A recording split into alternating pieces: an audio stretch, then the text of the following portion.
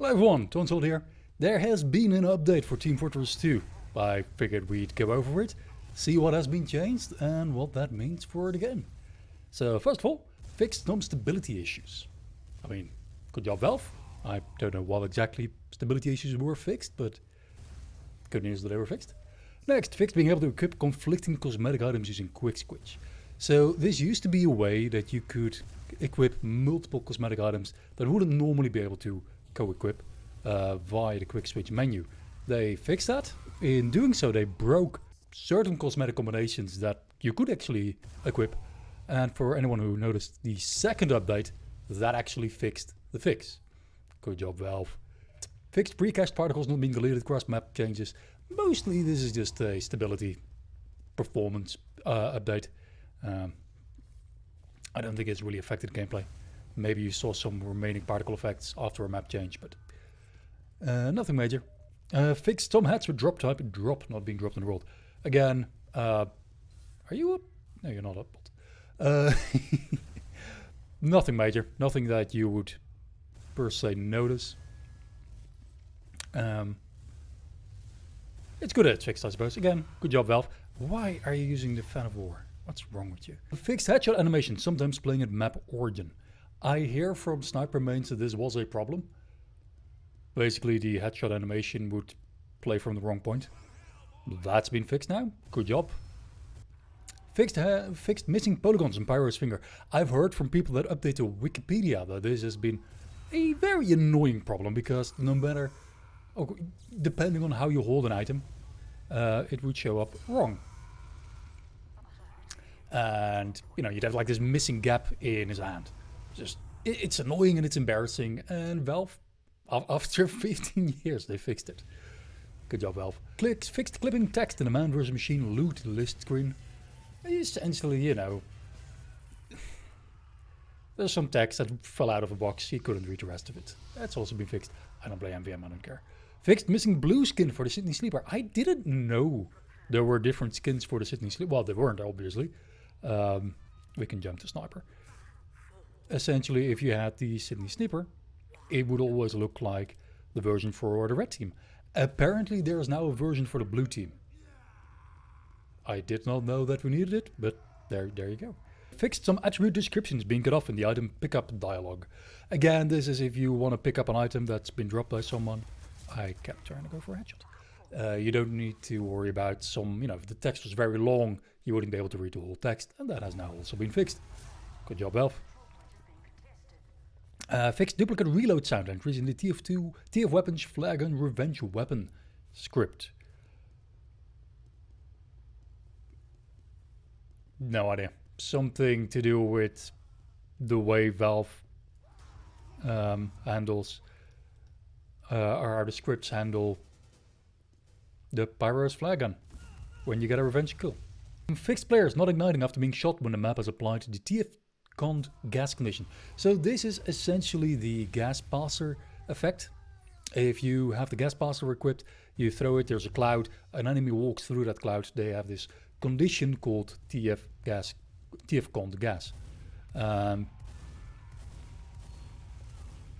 What this means is if they get lit on fire, they will take more afterburn damage. And the map could apply this effect. Presumably this mostly affects custom maps where, you know, there's like a natural hazard of a gas cloud. I don't think this applies to Valve maps, correct me if I'm wrong, and this will now be correctly applied. Fixed not preserving the player's current angles when the map is applied the TF_cont_Halloween_card condition. This is the Halloween card, the bumper card basically. If you get turned into a bumper card, you wouldn't get the right orientation, I guess. I'm not sure what they mean by current angle, but presumably it means direction you're looking in. So if you get turned into a bumper card, you are suddenly looking the wrong way. Oh, being spawn camped, that's nice. Fixed missing variables in the Canteen Crasher tournament medals. This does not affect previous versions of those medals. I had to look this up. The Canteen Crasher tournament was a custom community-made man versus machine tournament around 2018, 2019 that awarded participants with some, well, basically participation medals. they would get a medal depending on if they were playing as a medic or how much damage they did or if they play tested the maps. I've never heard of them until now, but apparently they had some variables that were missing and they've now been reapplied. I can't imagine this affects many people, but for those of you who does, yeah, nice. It's good that it's been fixed. Updated. Come on, Tons. Whoops. There we go. Updated func no build entity with a new setting to support destroying buildings within its perimeter when activated.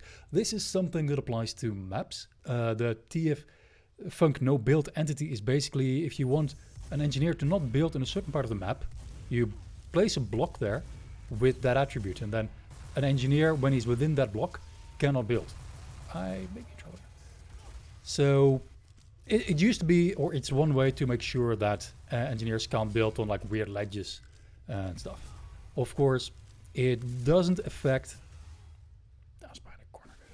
It doesn't affect spawn rooms because in spawn rooms it already doesn't allow you to build as an engineer. That's a separate entity. Why they've now added this ability to, if there is a building, it'll get destroyed. Presumably for part of a map that's changed. You can consider maybe Hydra or some of those multi-stage maps where if you have one part of the map where engineers can build at some point and they can no longer build during the second stage, if they did build there, their buildings will now be destroyed. Or you can make it so that they will be destroyed, which wasn't the case before. It wasn't possible before. Updated player entity with set custom model with class animations input to set a custom player model that uses the class animations. Presumably, if you have a custom script where you change the player's model, you can now make sure they have the right animation. I genuinely don't see this being applied very often. Again, this is probably something that'll happen during custom maps or custom scripts. You wouldn't normally encounter this. Updated the TF Logic CP timer entity, so it can also be used by Team Red. I'm not entirely sure. From what I've been able to find, the TF timer entity is basically a countdown timer that you could use for control points. So for example, a control point would become unavailable after a set amount of time. And for some reason this was only possible to do in blue. I guess because usually in an attack defense scenario, a control point would become unavailable to blue after a certain amount of time. Whereas red wouldn't be attacking on such a map, so it wouldn't be relevant. Again, I don't think this will apply to any Valve map, but this will probably apply to certain custom maps. So it feels like this update has a lot of input from custom map makers, or requests from custom map makers. Updated, added some tournament medals. They always do that. There are always tournaments going on, and apparently they've added a few more medals. Enjoy all of your TF2 competitive players. The biggest update of them all. Updated the localization files. They always do this. We've talked about this before. The localization files are essentially community-made translations that have now been updated again. Probably someone in the community added an update for some missing or wrongly translated text. Always nice to see it. Updated the hazard headgear. Fixed using the wrong light warp. Update the backpack image to match the item. Presumably the... Oh, good shot, Waxy. Presumably the lighting was slightly wrong and that made the item look wrong, and then the icon in the backpack has been updated to be fixed. It's apparently a Demo Man hat that makes him look like the original Team Fortress Classic Demo Man. I didn't know it, I've never seen it, but for all of you hazard headgear wearers, rejoice. Updated the Fizzy Pharmacist. Moved the soda bottle to the other side. So the Fizzy Pharmacist is basically a little vest that reminiscent of, these old school soda pop places in the US.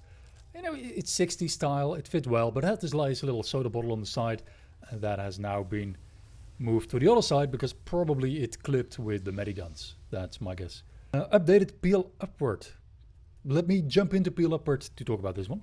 It regards the funny teleport spot. If you are not familiar with Peel Upward, there is this doorway that lets the red team come out of their spawn and walk past, and then defend third point over here. That doorway is blocked when blue captures that third point. Actually, there's a door coming down on both sides, and what you could do is build a teleporter in that little niche and then cap the third point as blue, and that would keep your teleporter there and allow you to basically spawn right next to red's spawn. So it'd be, it's a super powerful spot to attack the red team from. It was difficult to pull off, but absolutely hilarious when you did. Unfortunately, as you just saw, my teleporter exit was destroyed there, and this spot no longer exists. Rest in peace, the funniest teleporter spot in existence. Updated CP Snakewater Final 1. They really should call this CP Snakewater Final 2, or CP Snakewater Final 5 or 7, or because this map has been many times updated. They fixed some minor clipping issues. They fixed, more importantly, some unbalanced parts of the midpoint, like where one team might have a small advantage. There is a Reddit thread, I'll see if I can link it, where they list all the differences, and it's minor things, like a spawn room has been moved left and right a little bit, a few lampposts are moved up or down, just basically to make the map more fair for both teams, because one team might have had a minor advantage. Yeah. So yeah, all in all, I think this update mostly addresses a lot of issues with maps. I don't know why we're getting a map update, but or why we're getting map related updates.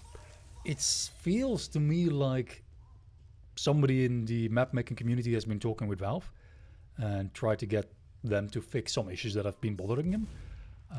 If so, good job, and I hope these fixes were necessary. They won't affect most of us playing on the normal Valve maps. I think they won't affect most maps for a good while to come. Except, of course, all of you funny engineers who've been playing on Peel Upward, and we're hoping to use the funny engineer spot. Hello, Spy, how you doing? I'm just gonna walk past.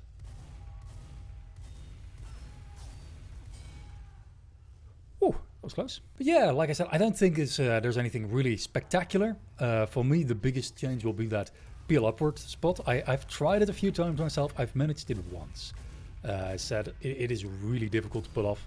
I'm a little bit disappointed that Valve would fix it. I don't think this needed fixing, if I'm perfectly honest. Yeah, if there's anything big in this update that you are happy about, let me know. Tell me down in the comments what you think is the biggest change. But otherwise, I'm just happy to see Valve updating TF2, even if it's minor quality of life things. So yeah. Whoa. Go out there and don't build funny teleport spots on Upward. Tell them Tonsalot sent you. Tons out.